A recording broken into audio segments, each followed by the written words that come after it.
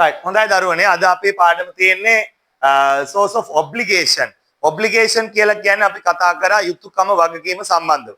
එතකොට ඔයාලට එහෙමනම් මේ හා සම්බන්ධව අපිට ප්‍රධාන වශයෙන් 8 ශ්‍රේණියේ ඉගෙන ගන්න වචන තුනක් තියෙනවා. ඒ මොනවද? පළවෙනි එක තමයි must. ඊළඟට තියෙනවා should. ඊට පස්සේ අපිට තියෙනවා යෙදිලා have to. එතකොට මේ have to කියන එකේ ඒක වචනේ සහ බහුවචනය කතෘ ඒක වචනයි නම් අපි has to භාවිතා කරනවා. I හෝ ඕනෑම බහුවචන අවස්ථාවකදී අපි භාවිතා කරන්නේ have to. පැහැදිලිනේ? එතකොට එහෙමනම් අපි ඉස්සෙල්ලා බලමු මුලින්ම කතා කරන්න තියෙන්නේ must සම්බන්ධව. අපි කියනවා often expresses an obligation that comes from the speaker, their personal feelings, opinions, strong recommendations or authority. It feels more personal or urgent.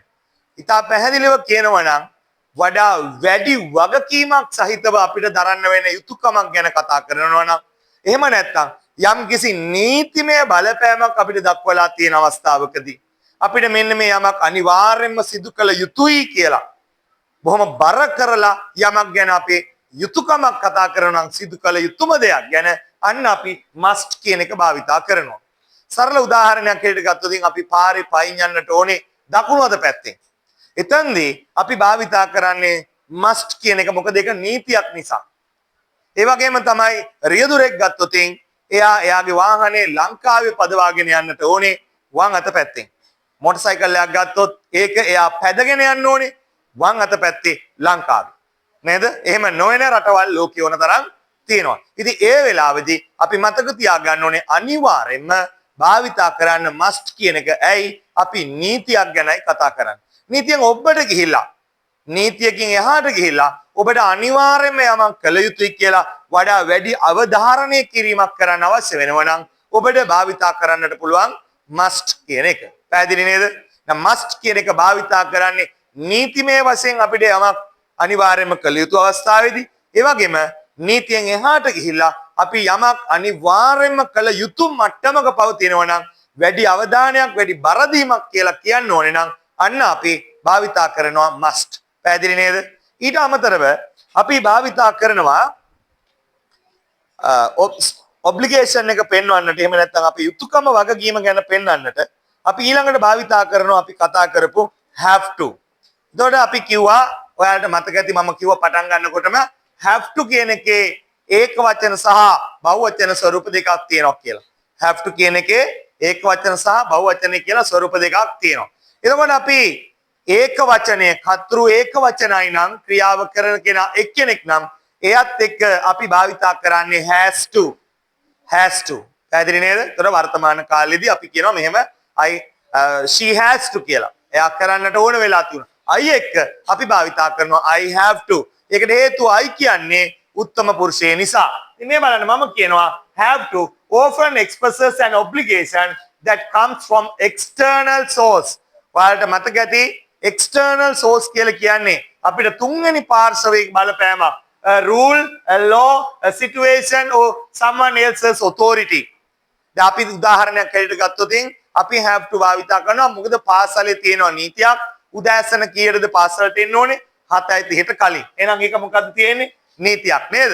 අන්න එහෙමනම් මේ නීතිය අපිට පරිබාහිරව ක්‍රියාත්මක වෙලා තියෙන අවස්ථාවකදී අපි මේ නීතියට යටත් අපි පාසලට යන්න ඕනේ නම් ඉගෙන ගන්න යන ළමයෙක් නම් එක්ක උගන්වන්න යන ගුරුවරයා නම් පාසලට යන්න ඕන කීයටද?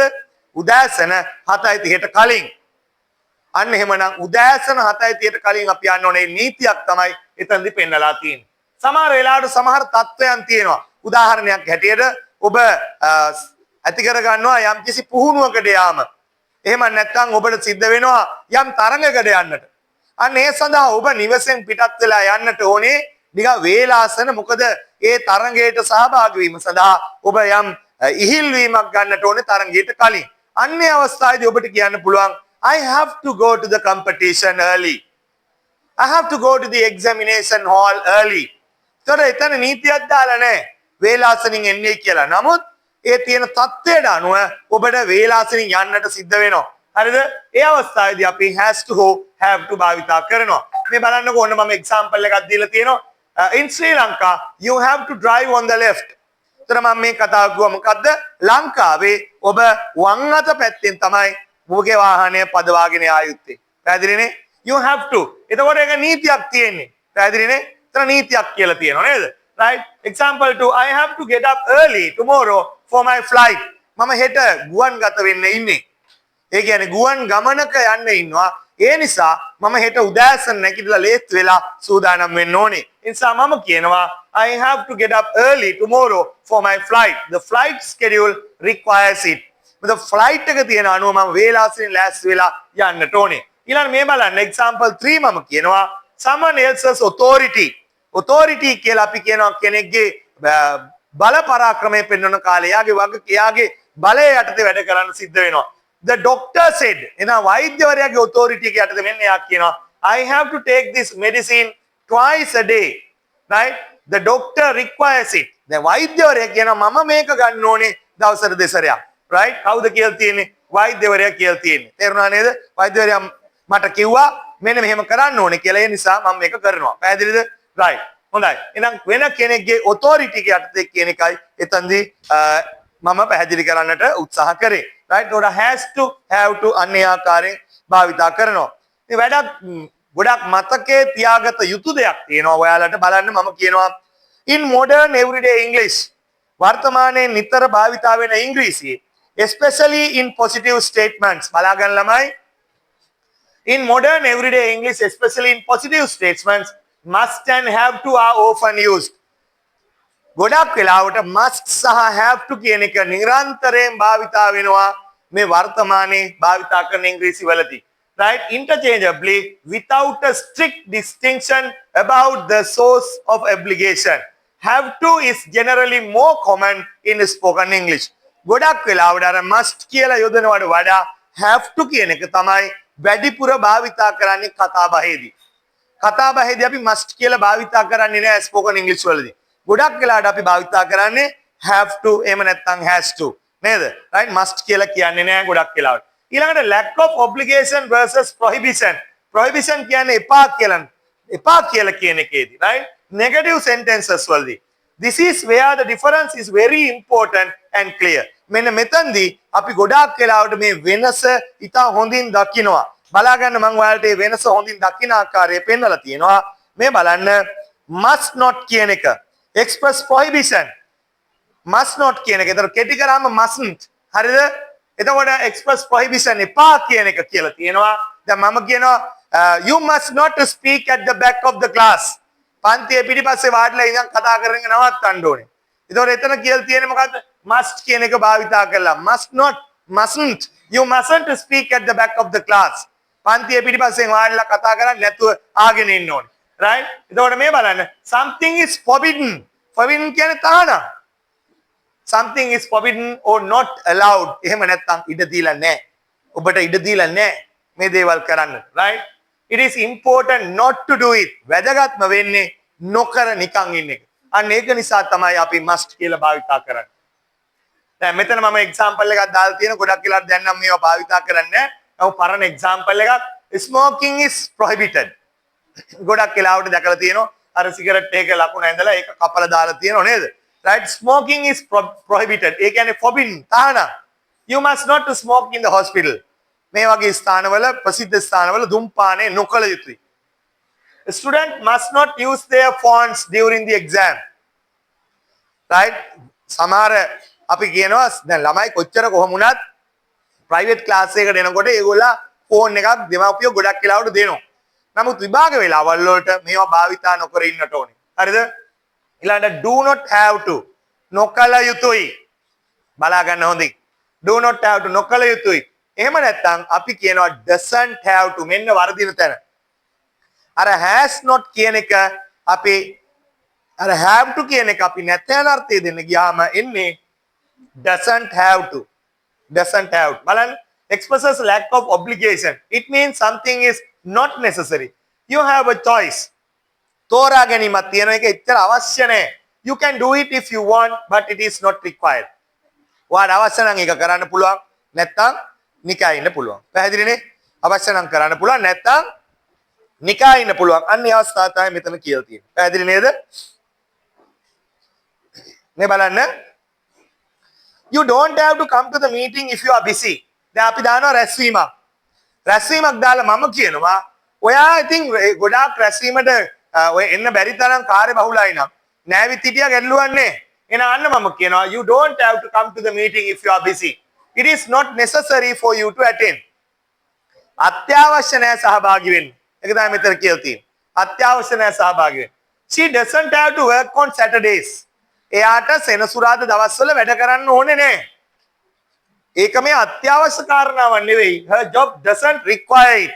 එයාගේ රස්සාවෙන් අවශ්‍යතාවයක් නැහැ සෙනසුරාදා දවස්වලට වැඩ කරන්න. ඊට පස්සේ අපි ගත්ත තියෙන tense එක must කියන එක modal verb එකක්. හරිද? must කියන එක modal verb එකක්. It doesn't change from numbers for third person.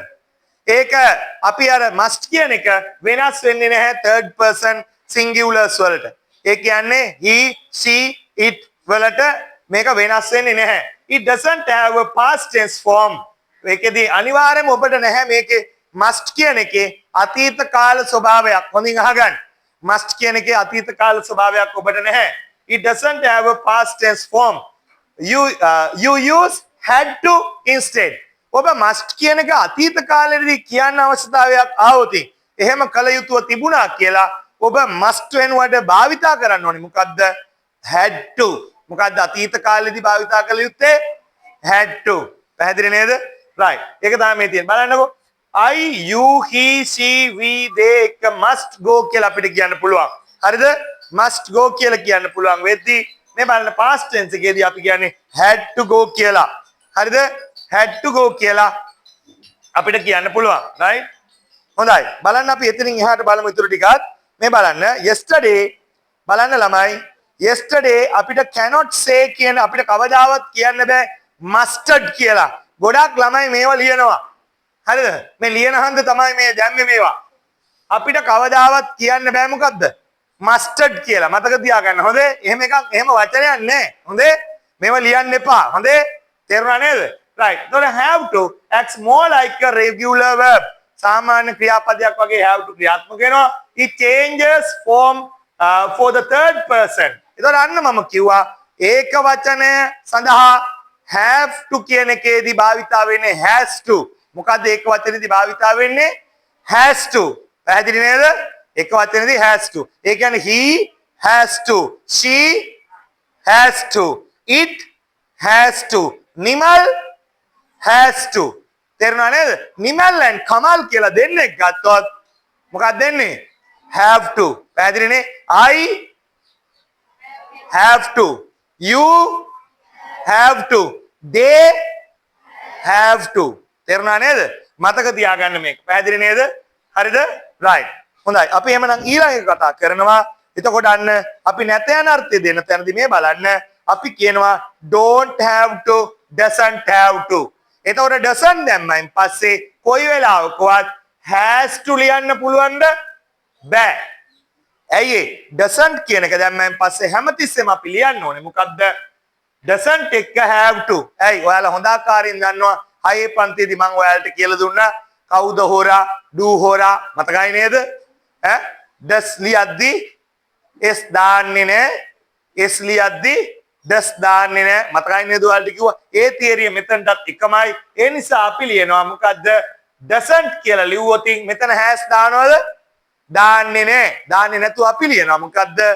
have to කියලා. හතේ පන්තියේදී ඔයාලට මේ පාඩම අපි කතා කරා. හතේ පළවෙනි පාඩම මතක ඇති. අපි භාවිතා කරනකොට කොහොමද has to have to භාවිතා කරන්න කියලා. එතනදිත් මේ කාරණාව මේ විදිහටම කිව්වා. ප්‍රශ්නය අහද්දී මේ බලන්න අපි ඔබ එහෙම කළ යුතුද? අපි අහනවා do you have to go? ඔබ යා යුතුද? do you have to go? එහෙම නැත්නම් මෙන්න බලන්න ඔහු යා යුතුද? does he have to go? දැන් ඔයාලා කල්පනා කරයි sir he එක්ක කොහොමද have දැම්මේ? නීතිය මොකද්ද? does කියන එක වාක්‍යයේ පේන්න ලියනවා නම් අපි ලියන්න ඕනේ මොකද්ද? have නේද? have කියන එක ලියන්න ඕනේ. ඒ කියන්නේ මව් ක්‍රියාපදේ ලියන්න ඕනේ. මෙන්න මේ දෙක එකතු කරලා ලියන ඒවා ලියන්න බෑ. පැහැදිලි නේද? තේරුණාද? හොඳයි. මෙන්න එහෙමනම් ඊළඟට තියෙනවා in summary. must often speakers obligation authority. must not prohibition. don't do it. එතකොට අපි යමක් කරන්න යුතුයකමක් වගකීමක් ගැන කතා කරනකොට අන්න අපි කියනවා මොකද්ද must කියලා භාවිතා කරනවා. හැබැයි ඒක දැඩිව ඒ කියන්නේ strong obligation යන්නේ යුතුයකම වගකීම ටිකක් සැරට කරන්න තියෙනවා. ඊළඟට අපි භාවිතා කරනවා have to. have to කියන එකේදී අපි කිව්වා නීතියක් නිසා එහෙමත් නැත්නම් තුන්වෙනි පාර්ශවය කියන්නේ කෙලිම ඍජුව කරන්න කියන්නේ නැතුව යම් වගකීමක් මොනවා හරි අපිට පැවරිලා තියෙන එකක් අනුව අපි යමක් කළ යුතු හෝ නොකළ යුතු භවයේදී අපි have to භාවිතා කරනවා. ඊළඟට අපිට භාවිතා කරන්න තියෙන ඊළඟ එක තමයි should කියන එක. ඒතර should කියන එක අපි භාවිතා කරන්නේ ගොඩක් වෙලාවට giving advice or recommendation එක. ඒ කියන්නේ මොකද්ද? advice එකක් අවවාදයක් දෙන අවස්ථාවේදීනේ recommend කරනවා නම් යමක් ඔබ මෙහෙම කළොත් හොඳයි කියලා අන්න ඒ අවස්ථාවේදී අපි භාවිතා කරනවා මොකද්ද? මෙන්න මේ කියන should කියන එක. පැහැදිලිද? giving advices or recommendations. මේ බලන්න. This is perhaps the most common use. It suggests what is considered the right, appropriate or best thing to do. කළ යුතු හොඳම දේ ගැන කතා කරද්දී ඔබට යෝජනා කරනවා නම් අන්න අපි භාවිතා කරන්නේ හැමතිස්සෙම මොකද්ද? should භාවිතා කරනවා. එහෙනම් අවවාදයක් දෙන අවස්ථාවේදී අපි should භාවිතා කරනවා නේද? පැහැදිලි නේද? right. එතකොට මේ බලන්න. එතකොට අපි කියනවා you should visit Sigiriya if you are interested in history. ඔයා මේ ඉතිහාසය පිළිබඳව ඉගෙන ගන්න කැමති කෙනෙක් නම් ඔයා ගිහිල්ලා සීගිරිය බලලා එන්න පොඩ්ඩක්. ඒක අපි යෝජනාවක් හැටියට ඉදිරිපත් කරනවා. එහෙනම් මෙන්න බලන්න අපි කියනවා expressing obligation or duty. යම්කිසි කෙනෙකුගේ යුතුයකම වගකීම සහ වෘත්තීමය වශයෙන් ඔබට පැවරිලා තියෙන යම් වගකීමක් දරන අවස්ථාවේදී duty එක. This is often a milder form of obligation compared to must or have to. ඒ තමයි මතක තියාගන්න should කියන එක අර must එහෙම නැත්නම් have to කියන තරම්ම දැඩි නෑ. තේරුණානේ? ඒ තරම්ම දැඩි නෑ. ඊට වඩා ගොඩක් බරපතල ස්වභාවය අඩුයි. සැර අඩුයි. තේරුණාද? must කිව්වොත් සැර වැඩි. has to have to කිව්වොත් තව ටිකක් සැර අඩුයි. should කියන එකේ සැර ගොඩක්ම අඩුයි. නේද? right? මේ බලන්නකෝ. හරිද? We should respect traffic rules for everyone's safety. අපි අනිවාර්යෙන්ම මාර්ග නීති ආරක්ෂා කරන්න ඕනේ හැමෝගෙම. මම ඇතුළු හැමෝගෙම ආරක්ෂාව සඳහා. කාරණා පැහැදිලිද?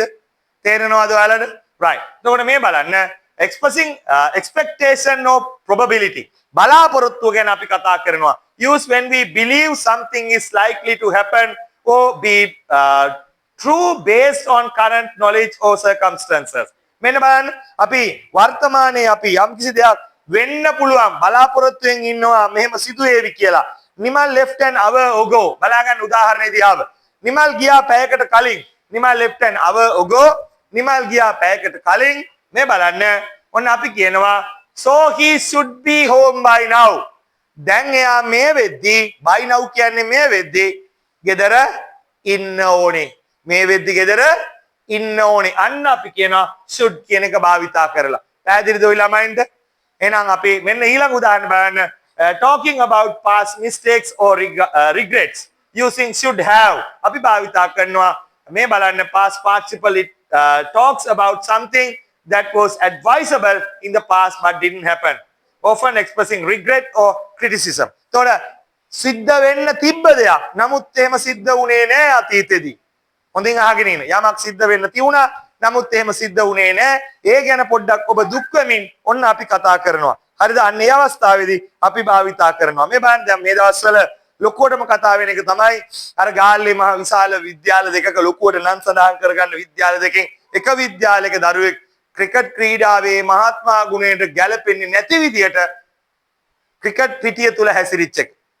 අන්න ඒ අවස්ථාවේදී අපිට කියන්න පුළුවන් එහෙනම් මෙන්න මේ විදියට මේ බලන්න he should not have behaved, he should not have done that one, he should not have done that one කියන්නේ මොකද්ද? එයා නොකල යුතුව තිබුණා අතීතයේ සිද්ධියක් සම්බන්ධව. I should have studied harder for the exam. දැන් ඔයාලටත් හිතේවි මම මගේ විභාගෙට මහන්සි වෙලා මීට වඩා වැඩ කරා නම් ওই ලකුණු 35ට අඩු වෙච්ච ළමයින්ට ඔළුවට ඒවි අනේ මං මීට වඩා වැඩ කරා නම් මට ලකුණු ටිකක් ගන්න පුළුවන් වුණා නේද කියලා. එහෙම හිතලා අප්‍රේල් මාසයේ අවසානයේ තියෙන මාසික පරීක්ෂණයට හොඳට සූදානම් වෙන්න.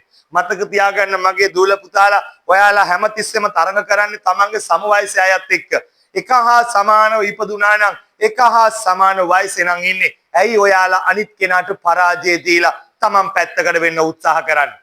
නිසා උත්සාහ කරන්න ඕනේ පැත්තකට වෙන එක නෙවෙයි දිනන්නයි උත්සාහ කරන්න ඕනේ. තමන්ගේ හීන හැබෑ කරගන්න නම් ඔයාලා මහන්සි වෙන්න ඕනේ. ඒ මහන්සියේ ප්‍රතිඵලය ඔයාලට අනිවාර්යයෙන්ම එක්තරා කාලයකදී ලැබෙනවාමයි. හැමතිස්සෙම ওই දරුවෝ තමන් ගැන විශ්වාස කරන්න. අපි කියමනක් කියනවනේ තමන් හිසට තම අතමේ සෙවණැල්ල කියලා. එහෙනම් ඔබ මෙතන මේ ඉගෙන ගන්න දරුවෝ කවදා හරි දවසක මේ රටේ ඉහළම තලයන් වල වැජබෙනවා. මොකද මේ ආයතනෙට ඔබ ඇවිල්ලා තියෙන්නේ ඒ ඉලක්කයකුත් එක්ක. එහෙම ආපු දරුවෝ අනිවාර්යයෙන්ම මේ ඉලක්කය ජයග්‍රහණය කරන්න ඕනේ. ඔබ පරාජය බාර ගන්න සූදානම් වෙන්න එපා. උත්සාහ කරන්න. එකවරක් නෙවෙයි මිලියන වාරයක් උත්සාහ කරන්න. කියමනකුත් තියෙනවා ඉංග්‍රීසියේ try and try one day you can fly. තේරුණා නේද? ඉතින් එහෙනම් ඒ කියමන හැබෑ කරමින් ඔබට යමක් තේරුනේ නැත්නම් අනිවාර්යයෙන්ම ඔබ ඒක නැවත අහන්න උත්සාහ කරන්න. ඒ පිළිබඳ තොරතුරු සොයන්න. කොහොම හරි තමන්ගේ ඉලක්කය ජයග්‍රහණය කරන්න ඕනේ. එතකොට තමයි ඔබ විශිෂ්ටයෙක් වෙන්නේ. මතක තියාගන්න මගේ ඉංග්‍රීසි පන්තිය ඇතුලේ බිහි කරන්නේ විශිෂ්ටයෝ. ඒ විශිෂ්ටය ඕනෑම ක්ෂේත්‍රයක විශිෂ්ටයෙක් වෙන්න ඕනේ. ඔබ නැත්තුවම බැරි පුද්ගලයා වෙන්න ඕනේ කොතනකට හරි ගියොත්. ඔබ යම්කිසි ආයතනයක සේවය කරන්න ගියා කියනකො දැන් වයස අවුරුදු කීයද? 13යිනේ. තව අවුරුදු 10ක් යනකොට ඔබට අවුරුදු 23යි. අවුරුදු 24න් ජොබ් එකකට යන්න පුළුවන්. ඔබ යම් ආයතනයක සේවයට ගියන් පස්සේ ඒ ආයතනේ ඔබ නැතිවම බැරි පුද්ගලයා වෙන්න ඕනේ. විශිෂ්ටයා වෙන්නේ ඔබ. ඔබ නැති වුණ එක ඒ ආයතනයේට විශාල පාඩුවක් වෙනවා කියලා ඒ ආයතනයේට හැඟීමක් එන්න ඕනේ. එහෙම වුණාම තමයි ඔබ සුවිශේෂී පුද්ගලයෙක් වෙන්නේ. එහෙම නැතුව ඔබ හිතුවොත් මම ඔය සාමාන්‍ය මට අර දෙන දෙයක් කාලා වෙන දෙයක් බලාගෙන ඉන්නවා කියලා ඔබ අසාර්ථකෙක් වෙනවා. ඒ නිසා එහෙම කරන්න යන්න එපා. ඔබ හැමතිස්සෙම අලුතෙන් දේවල් නිර්මාණය කරන්න. අලුතෙන් හිතන්න. ඔබට සාපේක්ෂව ඔබට තියෙන්නේ එකක් නිර්මාණය කරන්න නම් මොනවා හරි උදාහරණයක් ඇරෙන්න ඔබට තියෙන එක ඉරක් අඳින්නේ කියලා හිතන්නකෝ. ඔබ ඒ එක ඉර ඇඳලි ඉවරලා ගෙනහිල්ලා බාර දෙන්නේ නැතුව ඔබ එක ඉරට ඉර ඇඳලා බාර දෙන්න ඊට පස්සේ තව සජෙෂන් එකක් හැටියට ඔබට ඉදිරිපත් කරන්න පුළුවන් ඔය ඉර මෙහෙම අඳිනවට වඩා මෙන්න මේ විදියට ඇඳන් පස්සේ මෙන්න මේ දේවල් වාසි ලැබෙනවා කියලා ඔබට පුළුවන් ඔබේ සජෙෂන්ස් ටික වෙනම ඉදිරිපත් කරන්න. ඉර ඇඳලා බාර දෙන එක වෙනයි ඔබේ යෝජනා ඉදිරිපත් කරන එක වෙනයි. අන්න එහෙම කරනකොට ඕනෑම තැනක ඔබ විශිෂ්ටයා වෙනවා. ඔබ සොයා එනවා ඊට පස්සේ. ඔබ ඔබේ වෘත්තිය කරන්නේ කොහේ වුණත් ඔබ සොයාගෙන එනවා. මොකද ඔබ විශිෂ්ටෙක් හන්දා. අන්න එහෙම පුද්ගලයෙක් බවට ඔබපත් වෙන්නට ඕන. තේරුණාද? හැමතිස්සෙම තමන් සමග තරඟ කරන්න. අන් අය සමග නෙමෙයි තරඟ කරන්න ඕනේ කාත් එක්කද? තමන් සමග. ගිය සැරේ මම කරාට වඩා මේ සැරේ මම හොඳින් කරනවා. තේරුණාද? අර කතාවටත් කියන්නේ නේද? මම තමයි හොඳටම කළේ කියලා. නේද? ඉතින් තමන් අන් අයට නෙමෙයි තමන් සමග සසඳමින් ඉදිරියට ගමන් කරන්න. ඒ තමයි තමන්ගේ ජයග්‍රහණය. හොඳයි. ඒකත් හිතේ තියාගෙන අවසාන වශයෙන් අපි බලමු expressing purpose. අරමුණ අපි පෙන්නනවා. මේ බලන්න after lest rare format එක. In very formal or older English should might follow less meaning to avoid the risk of. සමහර තැන්වලදී ඔබට මෙන්න මේක දකින්න හම්බ වෙනවා lest තියෙනවා මොකටද අවධානය යොමු නොකිරීමට කියලා. he tiptoed කියන්නේ මොකද්ද? tiptoed කියන්නේ මේ නියපොතු ඇඟිලි තුඩු වලින් ගියේ. he tiptoed quietly lest he should wake the baby. අන්න එයා එහෙම ගියේ මොකද අර බබාට හැරෙයි කියලා නේද? avoid waking the baby. මේ කියන්නේ යා බබා ඇහැරවන එක වැළැක්වීම සඳහා තමයි මෙන්න මේ විදියට ගියේ. එහෙනම් මම අවසන් වශයෙන් ඔයාලට කියනවා should is always followed by the base form of the main verb. අනිවාර්යෙන්ම ඔබට මම මේ නීතිය කියලා දීලා තියෙනවා. ඔබ දන්නවා මොකද්ද? can, could, shall, should, will, would, may, might, must, need. මොනවාද? can, could, shall, should, will, would, may, might, must, need. මෙන්න මේවට පසුව අපි ලියනවා නම් ලියන්න ඕනේ මව් ක්‍රියාපදයක් mother verb එකක්. එහෙනම් should කියලා දාලා should going කියලා ලියන්න පුළුවන්ද? බෑ. කොහොමද ලියන්න ඕනේ? should go. should playing කියන්න පුළුවන්ද? බෑ. කොහොමද කියන්න ඕනේ? should play. පැහැදිලි නේද? අන්න ඒ විදියට එමනම් මෙන්න මම මේ කතාව කියලා තියෙනවා followed by the base form of the main verb. ඊළඟට කියනවා it has the same form for all subjects. ඒ කියන්නේ මොකද්ද මේ කියන්නේ? should කියන එකට ඒක වචන බහුවචන ભેදයක් තියනවද? නෑ නේද?